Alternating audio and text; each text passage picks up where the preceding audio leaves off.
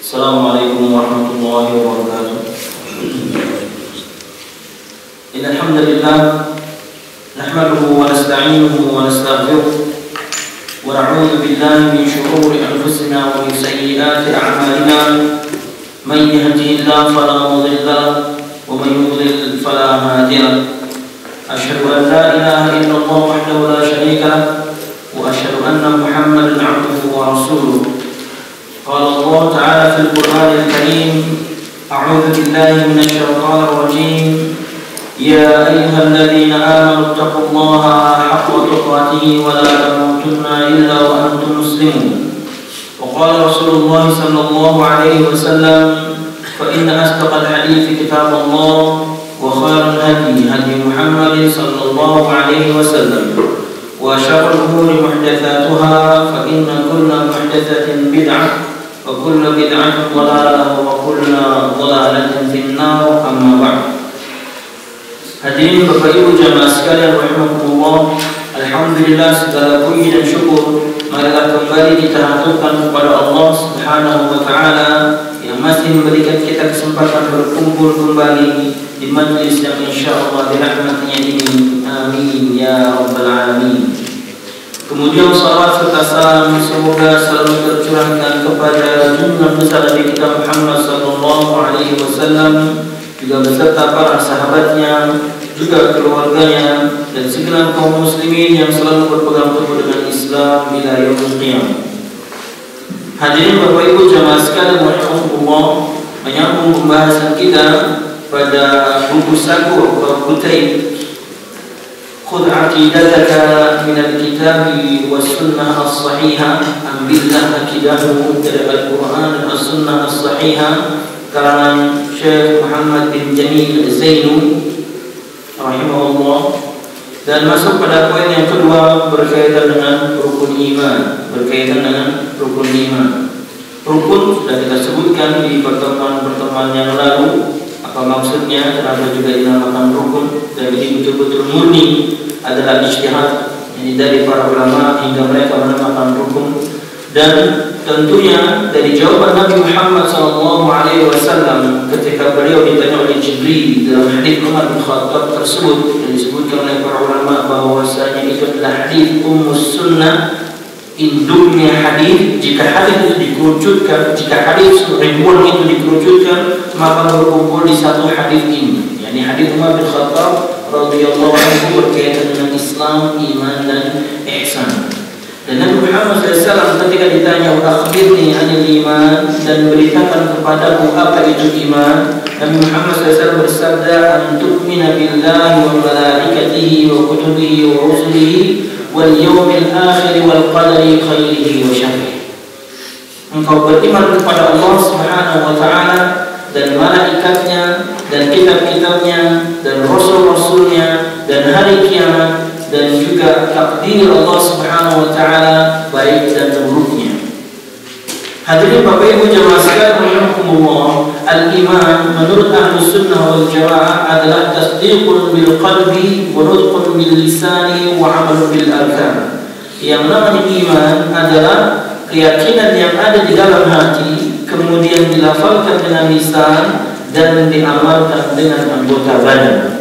Karena kalau misalnya iman cuma dilafalkan dengan lisan dan dipraktekkan oleh anggota badan tanpa keyakinan, maka ini adalah imannya orang-orang munafik. Dan iman jika cuma sekedar tahu saja, kemudian tidak ada keyakinan, tidak ada perkataan, bahkan naudzubillah praktek, maka ini adalah keyakinan orang-orang atau iman milik orang-orang kafirin atau orang-orang musyrikin. Sebaliknya atau yang ketiga, jika iman cukup perkataan saja dan sebagian mereka meyakini cuma tidak perlu praktek, maka ini adalah iman orang-orang murji'ah. Ini adalah iman orang-orang murji'ah. Cikal bakal pemahaman pluralisme adalah orang-orang murji'ah. Yang namanya iman cukup diyakini di hati, maksimal dilafalkan dan tidak perlu praktek. Akhirnya ketika memahami keimanan seperti ini, maka ketika dihadapkan kepada mereka tentang bagaimana kalian bersikap terhadap sebagian kaum muslimin, para pelaku dosa besar, kata mereka, orang-orang yang melakukan dosa besar imannya sempurna. Karena bagi kami yang namanya iman cukup diyakini di hati, maksimal dilafalkan dan tidak perlu praktek. Akhirnya bagi mereka semua orang itu sama, yang saleh dan yang tidak sama. Bahkan ujungnya nanti adalah seorang muslim dan orang yang kafir sama. Karena iman itu cukup diyakini. Ini keyakinan yang parah. Wallahu a'lam bishawab. Kemudian di antara prinsip dasar aqidah Ahlus Sunnati wal Jamaah dalam keimanan juga adalah yazidu bitta'ah wa yanqusu bil ma'siyah. Yang namanya iman bertambah dengan ketaatan dan berkurang dengan kemaksiatan. Kalau misalnya ini kita maksudkan adalah sabda Nabi Muhammad SAW, al-imanu yazidu wa yanqus, yazidu bitta'ah wa yanqusu bil ma'siyah, maka hadisnya lemah. Bahwasanya iman bertambah dan berkurang, bertambah dengan ketaatan, berkurang dengan kemaksiatan, maka jika ini hadis, maka hadisnya lemah.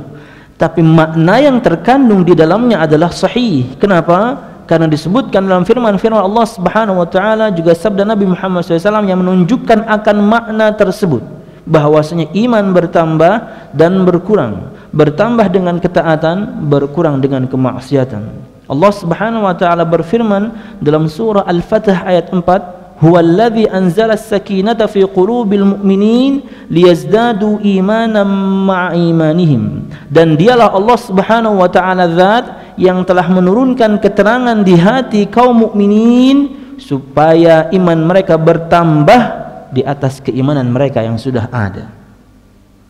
Nabi Muhammad SAW bersabda, "Ma ra'aitu min naqisati aqlin wa dinin adhhabu li lubbir rajulil hazimi min ihdakunna." Aku tidak melihat seseorang yang akalnya dan agamanya kurang dibandingkan kaum laki-laki yang normal, yang dewasa daripada kalian wahai kaum wanita. Kata seorang sahabat, "Wahai Rasul, bagaimana kurangnya akal seorang wanita?" Kata Nabi Muhammad SAW, "Bukankah mereka jika menjadi saksi, mereka harus 2 orang, laki-laki cukup 1. Wahai Rasul, bagaimana kurangnya agama seorang wanita? Bukankah mereka jika haid, bukankah mereka jika nifas, mereka tidak puasa, mereka tidak salat?" Di ayat tadi penyebutan iman bertambah, di hadis Nabi Muhammad penyebutan iman berkurang untuk kaum wanita di momen-momen tertentu. Maka kata Syekh Muhammad bin Shalih Al-Utsaimin rahimahullah, kata beliau, jika ada ayat-ayat yang menunjukkan bahwasanya iman bertambah, maka kelaziman, keharusan iman tersebut kapan-kapan bisa berkurang.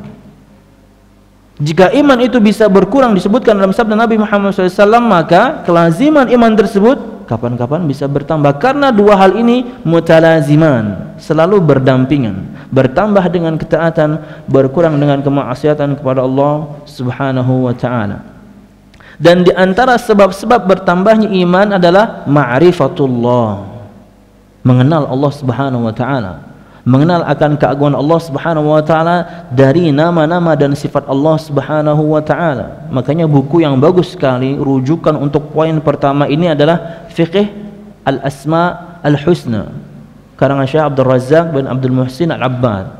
Fikih Asma Husna, subhanallah, ini luar biasa. Beliau menggali semua nama-nama dan sifat Allah Subhanahu wa taala, yakni bagaimana seharusnya kita meyakini nama-nama dan sifat Allah Subhanahu wa taala. Seseorang jika menggali nama dan sifat Allah Subhanahu wa taala, niscaya iman dia akan bertambah. Bagaimana tidak?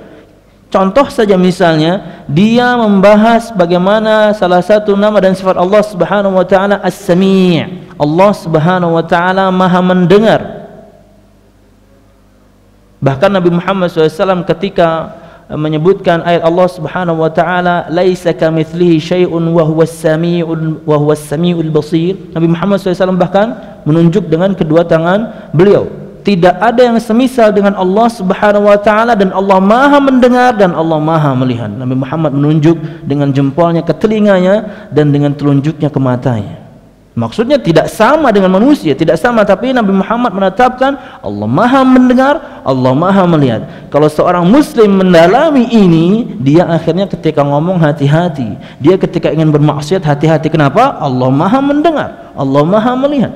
Bahkan ketika disebutkan sebuah riwayat bahwasanya ada seorang di antara murid ulama salafus saleh izin untuk berzina, kata beliau, boleh, silahkan, tapi kamu cari di mana tempat Allah Subhanahu wa taala tidak melihat. Jika kamu dapatkan tempat tersebut, monggo, silahkan. Enggak ada. Dan iman ini atau level iman seperti ini yang dimiliki oleh Nabi Yusuf alaihissalam, dia betul-betul tahu Allah Subhanahu wa taala Maha melihat, dan nama-nama yang lain. Dan nama-nama yang lain. Atau contoh lain misalnya Allah Subhanahu wa taala memiliki nama As-Sittir, Allah Maha menutupi. Artinya seorang muslim ketika bermaksiat kepada Allah Subhanahu wa taala dan punya waktu untuk bertobat, dia bertobat. Tinggalkan maksiatnya, tidak perlu diceritakan lagi, apalagi sudah puluhan tahun yang lalu. Tinggalkan, karena Allah As-Sittir, Allah Maha menutupi. Jangan kita bongkar sendiri maksiat kita. Kenapa? Karena sudah kita tinggalkan, karena Allah sudah menutupinya. Dan nama-nama yang lain ada 99 nama. Dan kaidah Ahlus Sunnati wal Jamaah, nama Allah Subhanahu wa taala mengandung sifat Allah Subhanahu wa taala. Jika nama Allah saja 99, maka sifatnya pun 99. Itu pun bukan harga mati. Masih banyak nama-nama yang Allah Subhanahu wa taala sembunyikan. Terlihat dari sabda Nabi Muhammad SAW. Yani Nabi Muhammad SAW bersabda, as'aluka Allahumma bikulli ismin huwa lak sammaita bihi nafsak aw anzaltahu fi kitabik aw 'allamtahu ahadan min khalqik aw ista'tharta fi ilmil ghaibi indak. Ya Allah, aku berdoa menggunakan nama-namamu, nama-nama yang engkau sebutkan itu untuk dirimu, nama-nama yang engkau turunkan dalam kitabmu, nama-nama yang engkau beritahukan kepada salah seorang di antara hambamu, nama-nama yang engkau simpan di dalam ilmu ghaib yang ada di sisimu. Artinya nama-nama Allah Subhanahu wa taala 99 bukan harga mati. Lalu kenapa Nabi Muhammad SAW menyebutkan inna lillahi tis'atan wa tis'ina isman man ahsaha dakhalal jannah. Sesungguhnya Allah Subhanahu wa taala memiliki 99 nama, barang siapa yang menghitungnya, maksudnya adalah menghafalnya, tahu maknanya, mempraktekkan isinya, maka dia akan masuk surga. Kata Syekh Muhammad bin Shalih Al-Utsaimin menyebutkan keterangannya ketika belum menerangkan yakni Lum'atul I'tiqad. Kata beliau, jika ini beliau ingin mendekatkan pemahaman. Jika saya memiliki uang 100.000, jangan 100.000 ya, Saudi 100 real. Jika saya memiliki uang 100 real dan saya siapkan untuk bersedekah, apakah itu dalil saya cuma punya uang 100 real? Tidak, saya punya uang 100 real, saya khususkan buat sedekah. Yang lain saya punya uang yang lain. Allah Subhanahu wa taala, Nabi Muhammad SAW menyebutkan nama-nama dan sifat Allah Subhanahu wa taala jumlahnya 99, tapi bukan berarti itu semuanya. Ada yang lain yang tidak Allah Subhanahu wa taala sebutkan. Wallahu a'lam bissawab. Dan di dalam perkara iman ini tentunya ada beberapa kelompok yang menyimpang. Kita akan bahas ini pada waktunya. Ulun ingin masuk saja kepada, karena ulun mudah-mudahan bisa selesai ini rukun iman yang 6 ini dalam 1 jam. Yang pertama al-imanu bil malaikah. Yang pertama al-imanu bil malaikah. Ada beberapa hal yang harus kita imani. Mohon maaf, al-imanu billah. Kenapa malaikat duluan ya? Sepertinya saya belum minum. Iya. Langsung kelewatan, kurang ajar.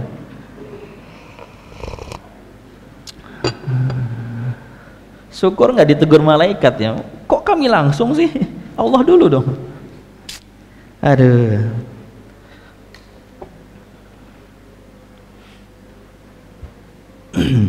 Al-imanu billah, beriman kepada Allah Subhanahu wa taala. Ada 5 hal minimal yang harus kita imani berkaitan dengan keimanan kepada Allah Subhanahu wa taala. Pertama, al-imanu biwujudillah, beriman akan keberadaan Allah Subhanahu wa taala. Artinya Allahnya itu ada. Itu iman yang pertama kali ketika kita mengatakan saya beriman kepada Allah Subhanahu wa taala.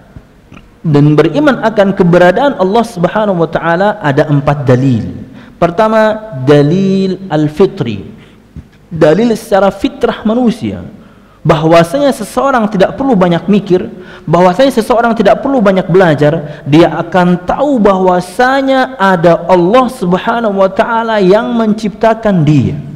Bahkan semua kita bersaksi di dalam janin, ketika kita dulu di dalam janin, ketika kita dulu di dalam rahim ibu kita, bahwasanya Allah Subhanahu wa taala berfirman, alastu birabbikum, bukankah aku Tuhan kalian? Qalu bala. Semua kita mengatakan ya Allah. Makanya Nabi Muhammad SAW bersabda, ma min mauludin illa yuladu ala al-fitrah fa abawahu yuhawwidanihi aw yunassiranihi aw yumajjisanihi. Ma min mauludin, tidak ada satupun anak yang terlahir kecuali terlahir dalam keadaan fitrah, suci, bersih, Islam. Maka orang tuanya lah yang akan menjadikan dia Yahudi, Nasrani atau Majusi.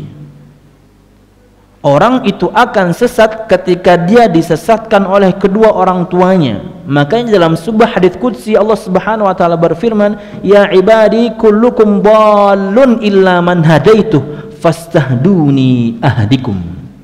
Wahai hambaku, kata Allah, semua kalian sesat. Kapan? Ketika sudah dirubah oleh orang tua kalian. Maka mintalah hidayah kepadaku, niscaya aku akan berikan. Itu penggabungan 2 hadis supaya tidak ada paradoksi. Karena Nabi Muhammad mengatakan semua terlahir berdasarkan fitrah manusia, Islam bersih. Tak taunya Allah berfirman semua kalian sesat. Tak taunya sesat ketika sudah dirubah oleh kedua orang tua kalian. Maka mintalah hidayah kepada Allah Subhanahu wa taala, niscaya aku akan berikan. Dan hidayah disebutkan oleh Syekh Abdul Razzaq bin Abdul Muhsin Al-Abbad dalam 10 pilar istiqamah. Beliau betul-betul menyebutkan bahwasanya keistiqomahan, hidayah yang kita miliki sekarang betul-betul minhah ilahiyah, pemberian dan anugerah ilahi. Allah yang kasih. Semua kita tidak pernah akan gampang melangkahkan kaki kita ke masjid ini, membawa mobil kita, menggas sepeda motor kita ke sini, kalau bukan karena kemauan Allah Subhanahu wa taala. Allah mudahkan kita untuk menjalankan ketaatan kepada Allah Subhanahu wa taala. Berapa banyak orang di luar sana dan tidak terhitung, mungkin kita mungkin sebagian kecil di antaranya saja masih molor sekarang.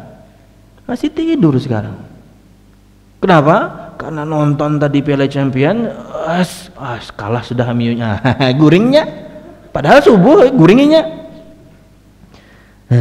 Masya Allah. Berapa tadi skornya?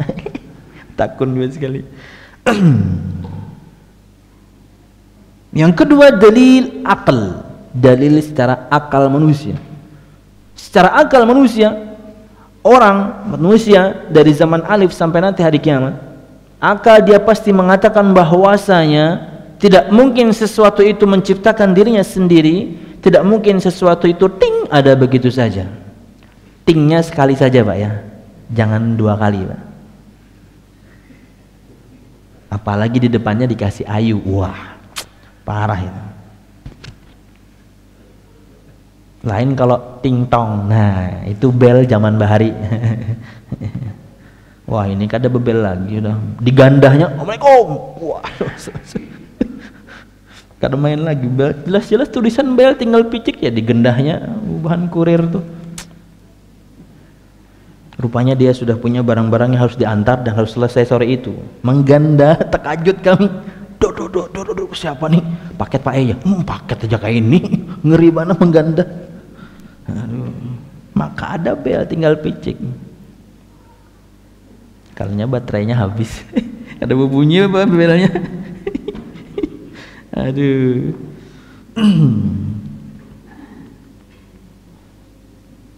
Kita tahu ada nama istilah Big Bang Theory atau teori Big Bang. Bahwasanya keyakinan dunia ini, bumi dan isinya semua dihasilkan dari sebuah ledakan yang besar satu kali. Jebret jadi semuanya. Dari mana itu? Subhanallah. Hadirin, kita berbicara masjid Imam Syafi'i ini saja. Siapapun di antara pian tidak pernah akan yakin bahwasanya masjid ini ada begitu saja atau menciptakan dirinya sendiri. Bagaimana menciptakan dirinya sendiri kalau sebelumnya belum ada? Sebelumnya belum ada. Bagaimana sesuatu yang belum ada kemudian menciptakan dirinya sendiri? Atau ada begitu saja? Enggak mungkin. Pasti ada yang membuat, pasti ada yang membangun. Dan kita baru berbicara masjid Imam Syafi'i saja. Bagaimana dengan Masjid Nabawi? Bagaimana dengan Masjidil Haram? Bagaimana dengan bumi dan isinya? Bagaimana dengan langit dan isinya? Subhanallah. Isinya langit ya malaikat. At-tatis sama'u at-tan. Kata Nabi Muhammad SAW, yakni langit berbunyi atau langit berbunyi. At-tat itu kalau misalnya ada onta kemudian ditaruh beban yang berat dan dia berbunyi. Langit berbunyi seperti itu. Kenapa? Karena kata Nabi Muhammad SAW, tidak ada satu jengkal pun di langit Allah Subhanahu wa Ta'ala. Bahkan Nabi Muhammad menyebutkan bukan satu jengkal, 4 ruas jari. Ma min arba'i asabi'in illa wa fihi malaikah qaimun aw raki'un aw sajidun aw kama qala sallallahu. Tidak ada tempat di langit Allah Subhanahu wa Ta'ala sejarak 4 ukuran jari kecuali ada malaikat di sana yang berdiri, yang ruku, yang sujud kepada Allah Subhanahu wa Ta'ala. Banyak penduduknya, makanya sampai bunyi. Subhanallah. Ada penciptanya semuanya itu. Siapa? Allah Subhanahu wa Ta'ala. Makanya seorang sahabat bernama Jubair bin Mut'im radhiyallahu anhu, dia masuk Islam karena mendengarkan Nabi Muhammad SAW mengaji. Dan Nabi Muhammad SAW mengaji atau menyebutkan, membaca Al-Quran, firman Allah Subhanahu wa Ta'ala surah At-Tur ayat 35. Am khuliqu min ghairi syai'in am humul khaliqun? Apakah mereka diciptakan dari bukan apa-apa atau merekakah sang pencipta? Kata Jubair bin Mut'im, kada qalbi ayyatir, jantungku mau terbang, jantungku mau copot. Kenapa? Karena yang dibaca Nabi tantangan yang luar biasa. Apakah mereka diciptakan dari bukan apa-apa atau merekakah sang pencipta? Membuat dia berpikir secara akal, iya ya, kita ini ada penciptanya. Siapa? Allah Subhanahu wa Ta'ala. Bagaimana mungkin seseorang bisa meyakini sesuatu itu ada begitu saja atau yakni menciptakan dirinya sendiri? Dan Syekh Muhammad bin Shalih Al-Utsaimin menyebutkan dengan percontohan ada yakni istana lengkap dengan yakni kemewahannya, perhiasannya, kelengkapannya dan lain sebagainya. Kemudian ketika ditanyakan pada kita, mungkinkah ini tidak ada penciptanya atau tidak ada yang buat? Enggak mungkin. Dan waktu itu ulun pernah bercerita juga bahwasanya ada seorang mahasiswa di salah satu masjid di Banjarmasin ini, ketika selesai Jumatan itu ada tanya jawab. Unik memang, selesai Jumatan kemudian sholat sunnah ada tanya jawab. Mahasiswa ini maju dan menyampaikan syubhat temannya. Temannya mengatakan bahwasanya, kamu sudah berapa lama menyembah Allah? Ya, sejak saya balik. Pernah enggak kamu lihat Allah? Ya enggak sih. Lah ngapain kamu menyembah Allah kamu enggak pernah lihat? Subhanallah. Kiapatat yang menyahutinya terjar. Kalau sebutkan ini, Mas, kalau saya katakan masjid ini menciptakan dirinya sendiri atau ting ada begitu saja, Mas percaya enggak? Ya enggak, tak. Lah ini saya baru ngomong masjid ini doang loh ya. Saya belum berbicara masjid-masjid yang besar. Mas tidak percaya bahwasanya masjid ini menciptakan dirinya sendiri atau ada begitu saja. Bagaimana dengan bumi dan isinya, Mas? Bagaimana dengan langit dan isinya, Mas? Bagaimana semua yang rapi ini? Ada penciptanya, Allah Subhanahu wa Ta'ala. Allah itu ada. Dan ini iman. Kita meyakini keberadaan Allah Subhanahu wa Ta'ala. Tidak terlihat, kita tidak bisa melihat, bukan berarti enggak ada. Pian kalau ulun sebutkan ada negeri yang namanya Switzerland, bukan Switzerland lah, Switzerland. Tahu pian? Enggak tahu. Ulun aja ngomong ngawur kok. Di Afrika tempatnya. Bukan Switzerland, Switzerland. Ada di Afrika sana. Ulun waktu ada teman yakni dari Afrika, kamu dari mana? Switzerland. Oh, Swiss? Bukan, kata dia. Tempat yang lain, bro. Kita nggak tahu. Ada di belahan bumi tertentu. Hah? Enggak, dihitung dia. Tapi kan kita ya taunya ya Switzerland atau Swiss atau New Zealand yang ada di kepala kita kan, Selandia Baru. Enggak pakai Z, Switzerland, langsung Y. Oh, gini-gini doang. Dia juga mungkin ketika kita katakan saya dari Indonesia, ada ya negara Indonesia ya? Nah, kan dia juga nggak tahu. Kita tidak tahu, kita tidak bisa melihat, bukan berarti nggak ada. Kenapa? Karena kemampuan kita terbatas, pengetahuan kita terbatas. Dalil yang berikutnya adalah tentunya dalil secara syar'i, harusnya memang itu terdapat di awal, yakni terlalu banyak firman Allah Subhanahu wa taala dan sabda Nabi Muhammad SAW yang menyebutkan akan bahwasanya Allah Subhanahu wa taala pencipta kita. Huwallazi khalaqakum wama ta'malun, dan dialah Allah Subhanahu wa taala yang menciptakan kalian dan yang kalian lakukan. Juga sabda Nabi Muhammad SAW dan ayat-ayat tentang bagaimana prosesi sejak kita dari air mani kemudian sampai jadi manusia. Dalil ada pencipta Allah Subhanahu wa ta'ala. Nabi Muhammad SAW bersabda, kataballahu maqadiral khalaiqi qabla ay yakhluqas samawati wal ard bi 50,000 sana. Allah telah menuliskan semua takdir hamba Allah, segala takdir 50.000 tahun sebelum Allah menciptakan langit dan bumi. Allah pencipta.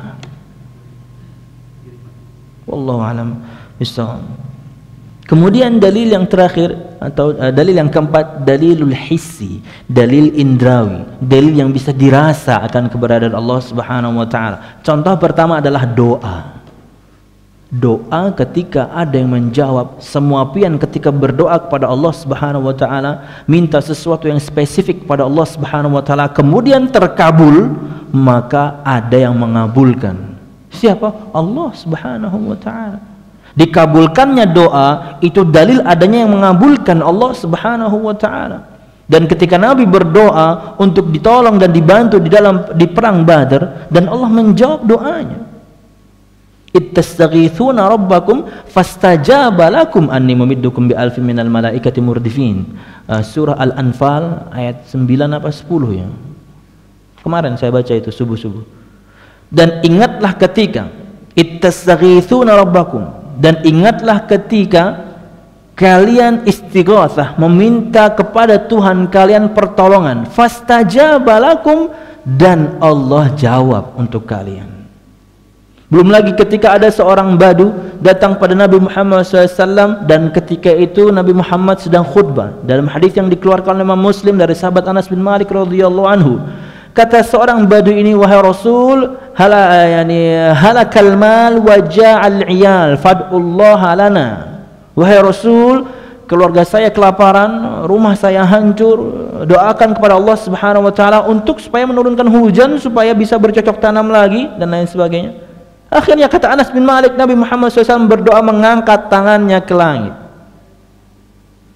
Kata Anas bin Malik sang perawi, ketika Nabi berdoa saja awan sudah berkumpul di atas kepala beliau.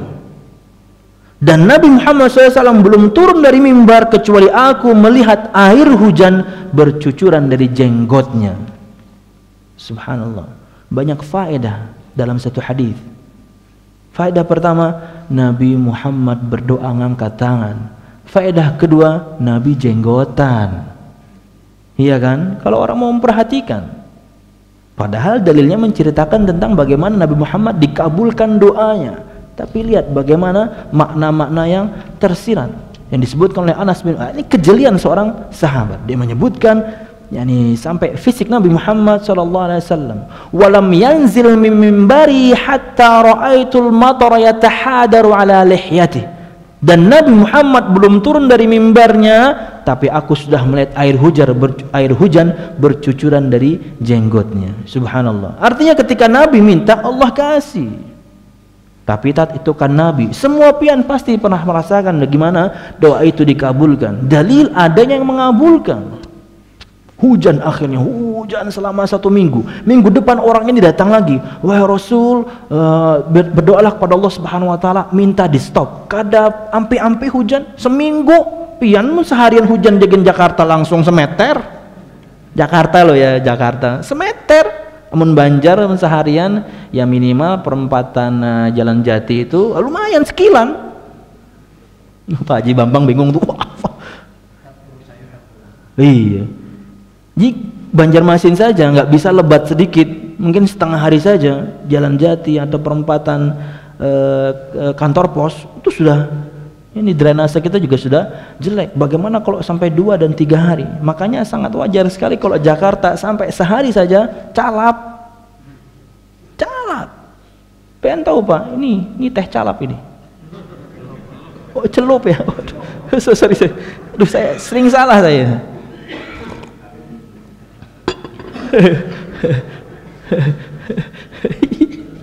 Aduh. Dia minta Nabi Muhammad SAW untuk berdoa kembali supaya hujannya stop. Kata Nabi Muhammad SAW, kemudian berdoa, ya Allah, hawalaina wala alaina. Ya Allah, turunkanlah hujan di sekitar kami saja dan jangan yakni semuanya atau di semua tempat. Kata Anas bin Malik, fama yushiru ila nahiyatin ilan farajat. Dan tidak Nabi Muhammad SAW mengisyaratkan menunjuk tangannya ke satu tempat kecuali hujan itu stop. Pawang gin kalah loh Nabi Muhammad. Pawang pakai dupa, pakai macam-macam, wah supaya kada turun hujan. Hujan juga Nabi Muhammad nunjuk doang, set selesai. Nabi gitu loh. Kedua, dalilul hissi, dalil yang bisa dirasakan selain doa adalah mu'jizat para nabi dan rasul. Mu'jizat para nabi dan rasul di zaman itu mereka betul-betul indra, mereka betul-betul yakni mengindra akan mu'jizat seorang rasul. Kaumnya Nabi Musa betul-betul melihat bagaimana tongkat beliau memakan ular-ular yang lain. Para penyihir itu melemparkan tongkatnya, asli masih dalam bentuk tongkat, tapi mata orang-orang saja yang dia kelabui. Mata orang-orang saja yang dia kelabui. Tapi ketika Nabi Musa melemparkan tongkatnya, betul-betul berubah menjadi ular dan makan tongkat-tongkat orang. Makanya mereka semuanya masuk atau mereka beriman kepada Nabi Musa alaihissalam. Karena mereka tahu sesama para penyihir, ini bukan sihir. Ini kekuasaan Tuhan. Ini mukjizat. Wallahu alam bisa. Dan kemudian bagaimana umatnya Nabi Isa menyaksikan mukjizat Nabi Isa. Umat Nabi Muhammad zaman itu para sahabat menyaksikan mukjizat, mengindra mukjizat Nabi Muhammad SAW. Dan itu dalil ada yang memberikan mukjizat tersebut pada para nabi dan rasul ini. Siapa? Allah Subhanahu wa taala. Dan yang terakhir, dalil fitrah, dalil akal, dalil secara syar'i, dalil hissi atau indrawi. Yang kelima tambahan bukan dari ulun. Sebenarnya Syekh Muhammad bin Shalih Al-Utsaimin membahas di beberapa tempat, tapi ini ulun gabungkan. Kita yakin akan keberadaan Allah Subhanahu wa taala dan kita yakin Allahnya itu di atas arsy. Ini penting sekali. Kita meyakini Allah ada dengan semua dalil ini. Ulun pernah bercerita ya. Ulun pernah bercerita bahkan ulun sampaikan di mimbar Jumat. Dan semua pian juga insyaallah pernah yakni nonton cuplikannya di TV Roja. Bagaimana Syekh Muhammad Al-Arifi belum menyampaikan satu cerita bahwasanya ada seorang ateis, orang tidak beragama di acara talk show-nya Amerika live, yakni TV nasionalnya Amerika. Kemudian presenternya ini bertanya, Anda pengikutnya Charles Darwin ya? Iya. Anda tidak bertuhannya? Oh iya. Anda tahu buku pertama karangan Darwin? Oh tahu, The Origin of Species. Oh iya. Anda tahu karangan keempat beliau? Diam orangnya. Karangan keempat. Ketika dia terdiam, memegang kepalanya dan dia mengatakan, oh my God, ya Tuhanku. Dia tanpa Tuhan, tapi ketika lupa, karena ini fitrah manusia. Karena ini fitrah manusia, meyakini akan keberadaan Allah Subhanahu, meyakini akan keberadaan Tuhan. Satu Amerika nonton itu. Diskakmat sama presenternya. Anda bukannya tanpa Tuhan. Kenapa Anda ketika lupa kok ngomongnya Tuhanku? Diam langsung. Subhanallah.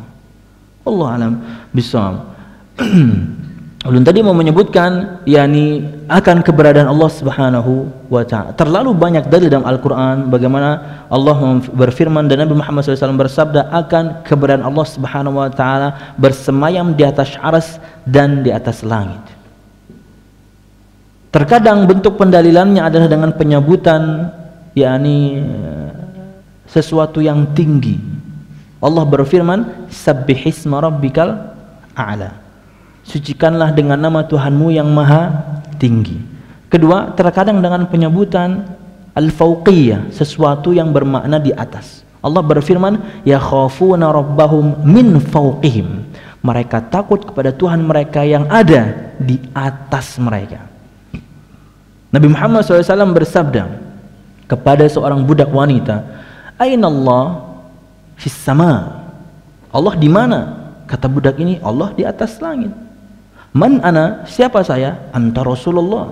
Kata Nabi Muhammad bersabda menyebutkan kepada juragannya, "A'tikha fa innaha mu'minah." Bebaskan budak ini karena dia seorang mukminah. Pembenaran dari Nabi Muhammad SAW akan jawaban dia bahwasanya Allah Subhanahu wa taala di atas langit. Dan ketika orang-orang musyrikin mereka menyebarkan isu bahwa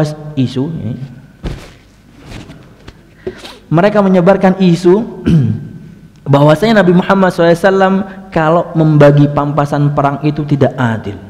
Kata Nabi Muhammad SAW bersabda, "Ala ta'manuni wa ana aminun man fis sama." Tidakkah kalian percaya kepada aku padahal yang ada di langit saja percaya sama saya? Dengan memberikan wahyunya kepada Nabi Muhammad SAW. Nabi yang menyebutkan Allah Subhanahu wa taala di atas langit. Kemudian juga di antara bentuk pendalilannya adalah ketika disebutkan sesuatu yang naik kepadanya. Nabi Muhammad SAW bersabda, "La yas'adu ilallah illa thayyib." Tidak ada yang naik kepada Allah Subhanahu wa taala kecuali yang thayyib. Dan di antaranya adalah infak yang dihasilkan dari rezeki yang halal, walaupun sekecil biji korma, tarbu fi kafir rahman, akan naik di telapak tangan Allah Subhanahu wa taala. Nabi menyebutkan telapak, Nabi menyebutkan jari jemari dan lain sebagainya. Kemudian kemudian dalam sabda yang lain Nabi Muhammad SAW bersabda, sambungan yang tadi, "La yas'adu ilallah illa thayyib faya'rujul ladzina batu fikum fayaqulu kaifa taraktum ibadi." Hadis riwayat Imam Bukhari dan Muslim. Tidak ada yang naik kepadanya kecuali yang thayyib. Yang namanya naik pasti ke atas. Dan akhirnya maka mi'rajlah semua malaikat yang tadi malam bermalam dengan kalian. Mi'raj naik. Dan Allah berfirman, "Bagaimana keadaan hambaku ketika kalian tinggalkan?" Subhanallah. Dan kita sudah sebutkan di pertemuan pertama atau pertemuan kemarin bahwasanya shift atau waktu pergantian malaikat itu adalah ketika sholat subuh dan sholat asar. Dan di dua sholat ini orang-orang Syiah tidak sholat. Padahal Allah bertanya, "Kaifa taraktum ibadi?" Bagaimana keadaan hambaku ketika kalian tinggalkan? Mereka nggak sholat ya Allah. Malaikat memberita, bukan berarti Allah nggak tahu. Allah tahu. Allah ingin menunjukkan keagungannya kepada semua hambanya. Semua kalian aku ketahui keadaannya, karena setiap kita diwakilkan dua malaikat Allah Subhanahu wa ta'ala.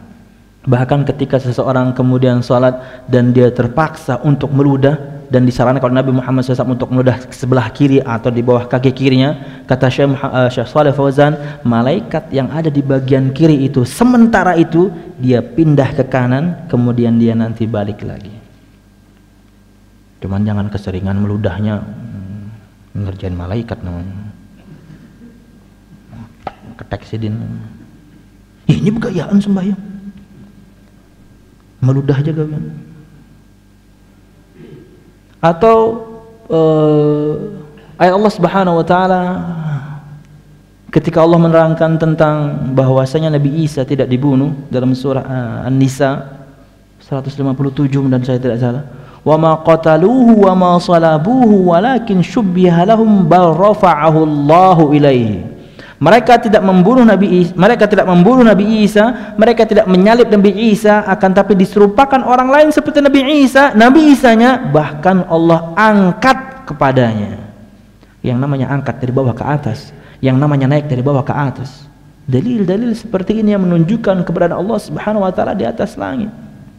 Atau bentuk pendalilan yang lain adalah turunnya sesuatu dari Allah Subhanahu wa taala.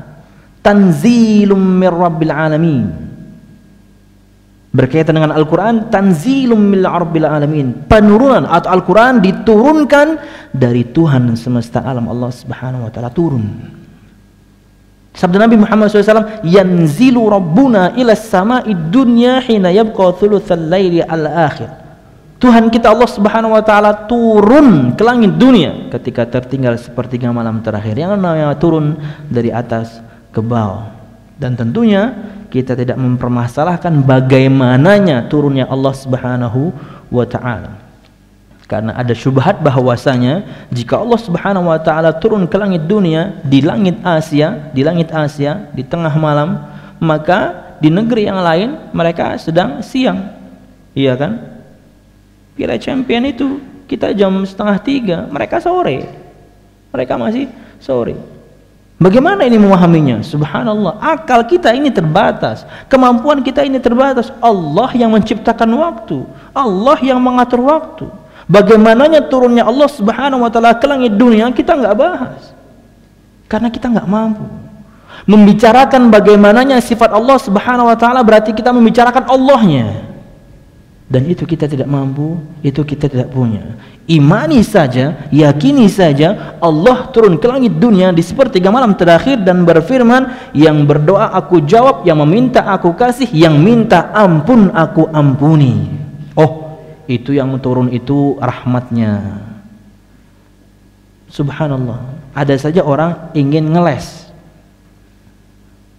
karena basicnya dia takut untuk menyamakan Allah seperti hambanya, akhirnya dia merubah makna ke makna yang lain. Oh, yang turun itu adalah rahmatnya. Subhanallah. Ngeles dia. Siang-siang biasanya les matematika, les ngeles dia. Subhanallah. Bagaimana mungkin rahmat bisa ngomong? Kecuali anaknya Haji Hamsan. Karena Nabi Muhammad bagaimana Nabi Muhammad menyebutkan detailnya, yanzilu rabbuna ila sama'id dunya hina yabqa thulutsal lail akhir. Nabi Muhammad menyebutkan waktu tertentu sepertiga malam terakhir. Kalau yang dimaksudkan adalah rahmat Allah turun kapanpun. Nabi Muhammad menyebutkan waktu spesifik, apa gunanya kalau begitu? Sepertiga malam terakhir. Dan kemudian Nabi mengatakan, dan dia berfirman, dan Allah dan yang turun ini berfirman, yang meminta aku kasih, yang minta ampun aku ampuni, yang berdoa aku jawab. Tidak ada yang bisa berbicara seperti ini kecuali Allah Subhanahu wa taala. Wallahu a'lam bishawab. Beriman akan keberadaan Allah Subhanahu wa taala. Dan tentunya dalil yang paling terakhir dan bagian dari dalil fitrah bahwasanya Allah Subhanahu wa taala di langit adalah bagaimana ketika semua kita berdoa, pasti semua kita yakni menengadahkan tangan kita, hati kita ke arah yang atas. Tidak ada semua kita ketika berdoa arahnya depan, kanan, kiri atau bawah. Mesti yakni ke atas. Wallahu a'lam bishawab. Dan sangat terlihat sekali bagaimana orang-orang kafir ketika mereka, para pesepak bola itu ketika habis ngegolin bola, kalian akan lihat bagaimana reaksi mereka, fitrah mereka meyakini akan keberadaan Tuhan bagi mereka, bagi kita Allah Subhanahu wa taala yang berada di atas. Dengan seperti itu. Dan itu banyak, bukan Lionel Messi aja, pebola yang lain, pesepak bola yang lain habis ngegolin kafir. Karena fitrah manusia. Sangat disayangkan kalau sebagian kaum muslimin masih meyakini Allah di mana-mana. Wallahu a'lam bishawab. yang di mana-mana itu ilmunya, yang di mana-mana itu adalah pengetahuannya, pengawasannya. Masih berkaitan dengan iman kepada Allah Subhanahu wa taala, dalil yang harus kita imani yang pertama adalah dalil keberadaan Allah Subhanahu wa taala. Kedua, yakni adalah kita mengimani akan kerububiyahan Allah Subhanahu wa taala. Bahwasanya kita mengimani cuma Allah Subhanahu wa taala Rabb, Tuhan semesta alam yang mengatur segala sesuatu, yang menciptakan segala sesuatu dan yang memiliki segala sesuatu. Mengesahkan Allah Subhanahu wa taala dalam perbuatan Allah. Allah pencipta, Allah pengatur, Allah memberi rizki, Allah menghidupkan, Allah mematikan. Ketiga, hadir dalil keberadaan Allah, meyakini keberadaan Allah, meyakini rububiyah Allah, meyakini uluhiyah Allah. Bahwasanya semua amalan hamba hanya kita persembahkan kepada Allah Subhanahu wa taala, tidak kepada yang lainnya. Doa, salat, zakat, puasa, takut, cinta, semua amalan hati, amalan anggota badan hanya kita persembahkan kepada Allah Subhanahu wa taala. Ini hal yang ketiga. Yang terakhir berkaitan dengan al-asma dan sifat. Meyakini nama-nama dan sifat Allah Subhanahu wa taala. Nama-nama dan sifat Allah yang Allah sebutkan dalam Al-Qur'an dan Nabi sebutkan dalam hadis. Atau kita menafikan semua nama-nama dan sifat yang Allah nafikan dalam Al-Qur'an atau dalam hadis oleh Nabi Muhammad sallallahu alaihi wasallam.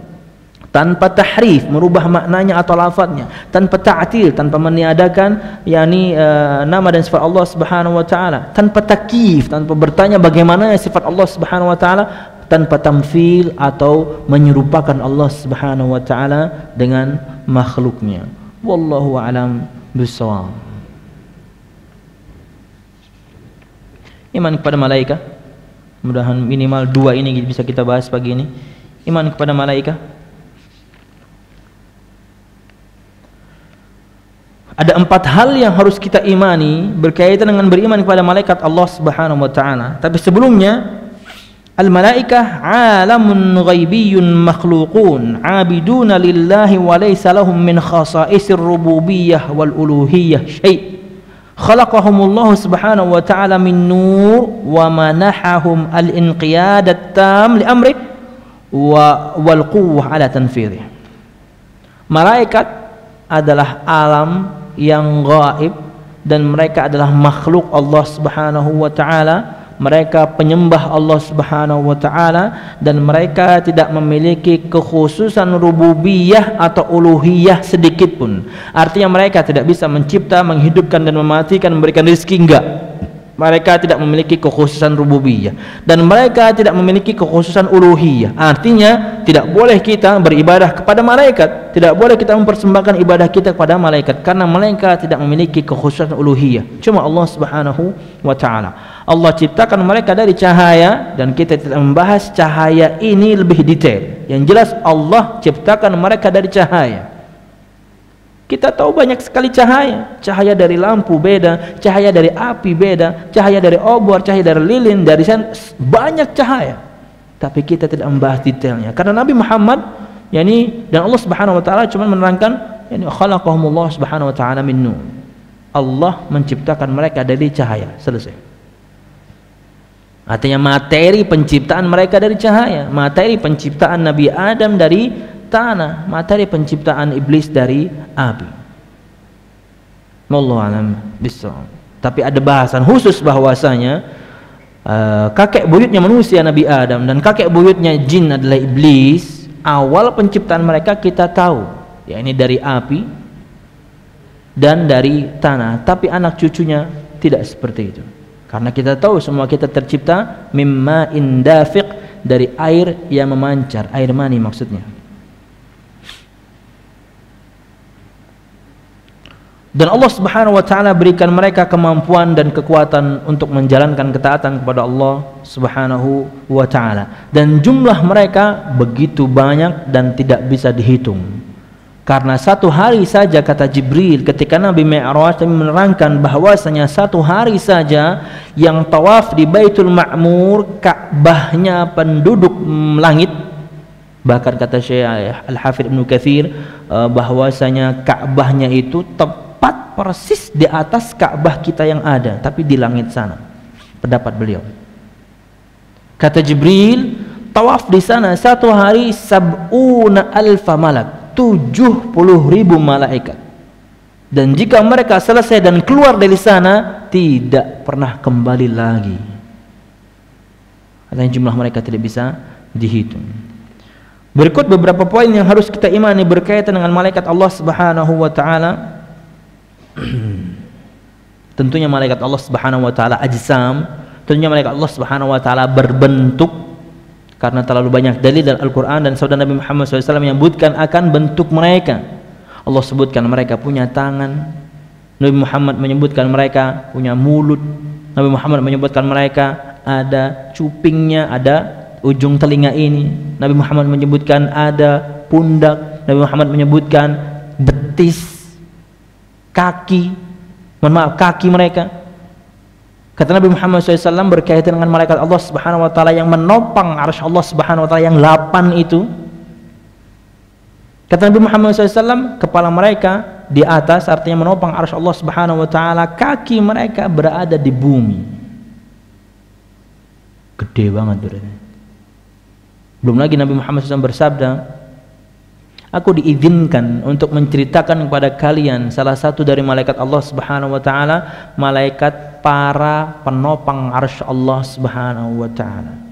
Ma baina syahmati udhunihi ila atikihi masiratu 700 am.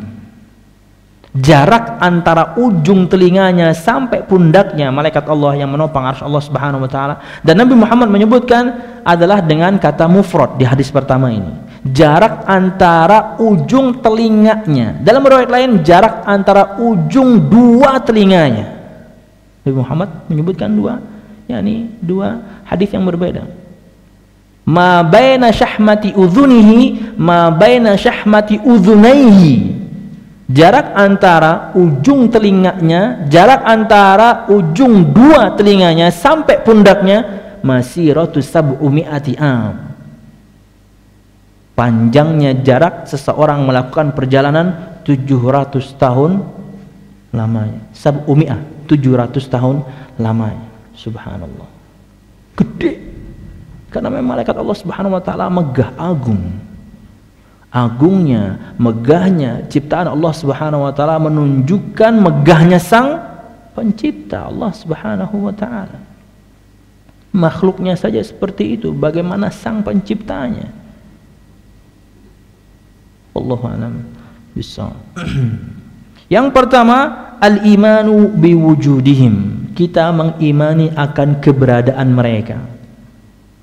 Dan ini pernah kita sebutkan detail di kajian Pak Bambang, beriman kepada malaikat, sampai ini beberapa pertemuan, yakni penciptaan mereka, sifat mereka, kemudian nama-nama mereka, yakni apa-apa tugas mereka, sampai kemudian terakhir dan masih kita bahas tentang yakni berkaitan yang gaib adalah alamul jinni wasyaitan. Artinya kita sudah sebutkan ini secara detail.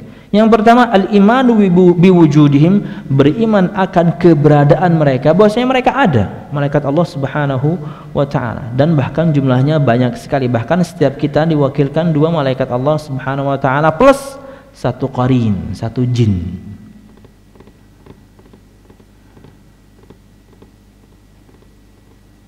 Yang kedua, al-imanu bima alimna ismahu minhum bi ismihi ka Jibril. Kita beriman dengan nama-nama yang kita kenal namanya, seperti Jibril, Mikail, Israfil. Israil tidak ada ya. Israil tidak ada ya. Yang ada malakul maut atau malaikatul maut, malaikat maut atau malaikat pencabut nyawa. Ada Ridwan, ada Malik, ada nama-nama yang kita kenal, dan kita mengimani yakni yang sisanya yang kita tidak kenal.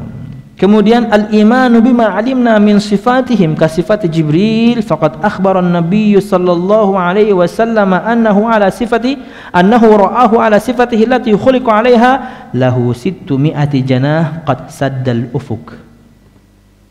Dan poin ketiga berkaitan dengan beriman kepada malaikat Allah Subhanahu wa taala, mengimani sifat mereka yang kita tahu, yang kita kenal dari firman Allah atau sabda Nabi Muhammad SAW. Contoh seperti Jibril.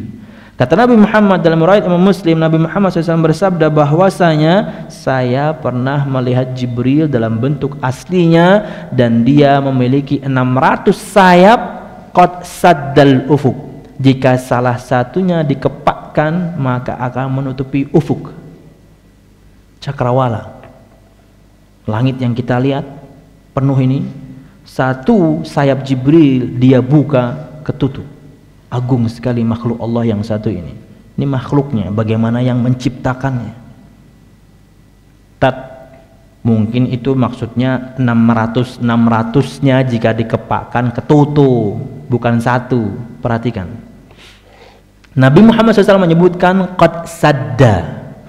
Nabi Muhammad SAW menyebutkan dengan istilah qad sadda. Qad telah, sadda fi'il madhi. Sadda artinya menutupi.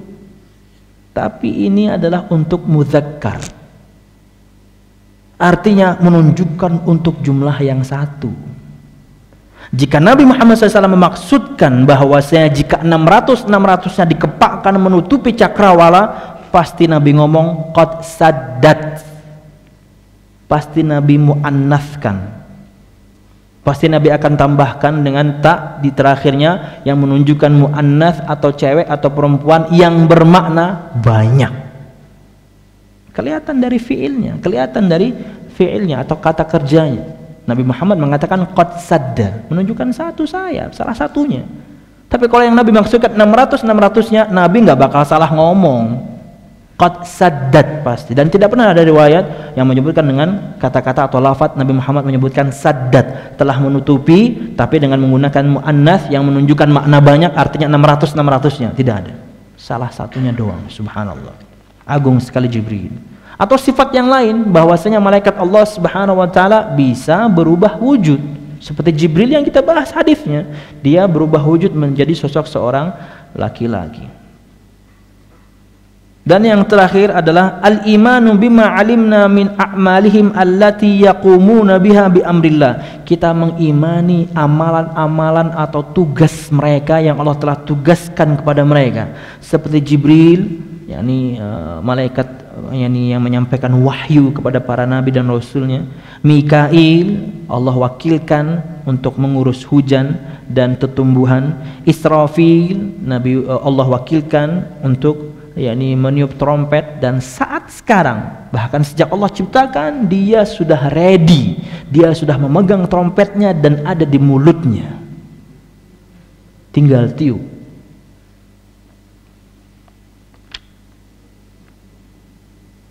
Dan malaikatul maut Allah wakilkan untuk mencabut ruh, dan Malik Allah wakilkan untuk neraka, dan malaikat al-muwakkalina bil ajinnah, malaikat-malaikat yang Allah wakilkan untuk urusan janin-janin ketika ruh ditiupkan.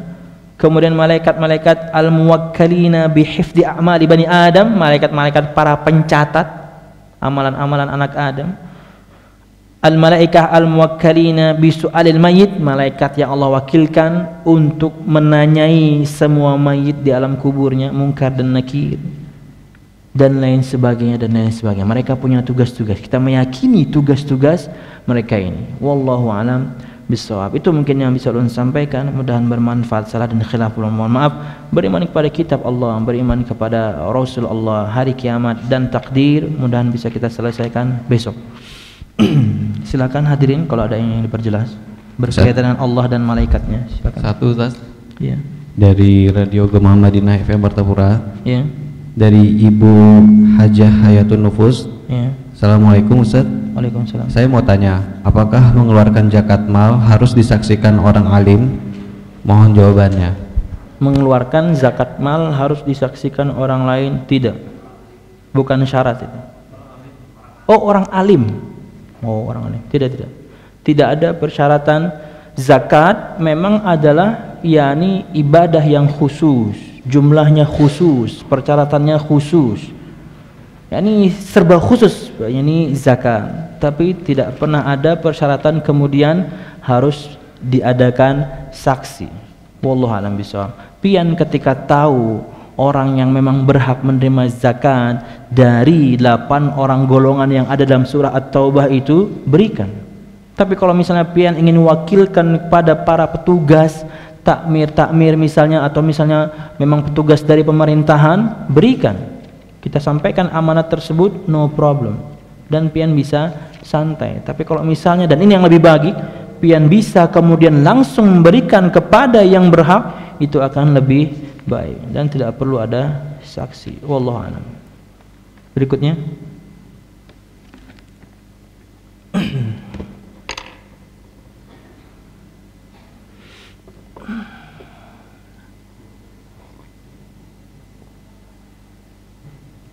Betapa repotnya Islam ini kalau misalnya harus seperti itu. Padahal Islam ini adalah agama yang mudah. Kalau sudah mulai macam-macam, kalau sudah mulai kok memberatkan, menyusahkan, itu sudah ciri-ciri bukan dari syariat Islam. Islam itu mudah.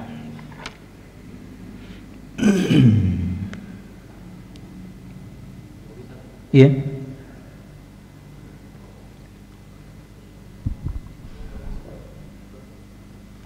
Dari BBM, Imam Syafi'i page online. Assalamualaikum warahmatullahi wabarakatuh. Waalaikumsalam warahmatullahi Pak Ustadz, saya mau menanyakan tentang kewajiban sholat Jumat untuk perempuan. Saya pernah mengikuti kajian yang menyatakan bahwa perempuan wajib sholat Jumat berdasarkan Quran surah Al-Jumu'ah ayat 9. Di ayat tersebut tidak menyebutkan laki-laki atau perempuan, tapi orang yang beriman. Padahal selama ini saya setiap hari Jumat melaksanakan sholat zuhur, bukan sholat Jumat. Terima kasih. Kalau wajib, wallahu a'lam bishawab. Tapi kalau pertanyaannya boleh atau tidak, pasti boleh. Pasti boleh. Wallahu a'lam bishawab. Wallahu a'lam bishawab. Tapi yang jelas perempuan salatnya lebih baik di rumahnya. Tapi kalau misalnya mau Jumatan, monggo, nggak ada masalah, tidak ada larangan. Tapi kalau sampai wajib, saya tidak tahu. Kalau sampai wajib, saya tidak tahu. Tapi kalau boleh wanita Jumatan, monggo. Yang jadi masalah adalah bahwasanya kita menghindari fitnah yang terjadi kala itu. Belum pernah dulu di salah satu masjid di Banjarmasin ini, ketika mereka masih mengadakan membolehkan kaum wanita Jumatan. Setelah Jumatannya itu yang bermasalah, berjubelnya laki perempuan dan lain sebagainya. Ini yang sangat kita hindari. Wallahu a'lam bishawab. Apalagi misalnya masjidnya kecil, pemilahan laki perempuannya tidak bagus, susah. Kita bukan Mekah yang memiliki uzur untuk hal itu. Kita bukan Mekah yang memiliki uzur untuk hal itu. Kita bisa pilih sebisa mungkin. Tapi kalau misalnya tidak mampu memilah dengan baik, sangat tidak dianjurkan sebenarnya. Wallahu a'lam bishawab. Tapi kalau boleh atau tidak, monggo, nggak ada masalah. Wallahu a'lam bishawab. Ya, kalau tidak ada lagi, kita sudahi dengan doa kafaratul majlis. Subhanakallahumma bihamdika asyhadu an la ilaha illa anta astaghfiruka wa atubu ilaik. Assalamualaikum warahmatullahi wabarakatuh.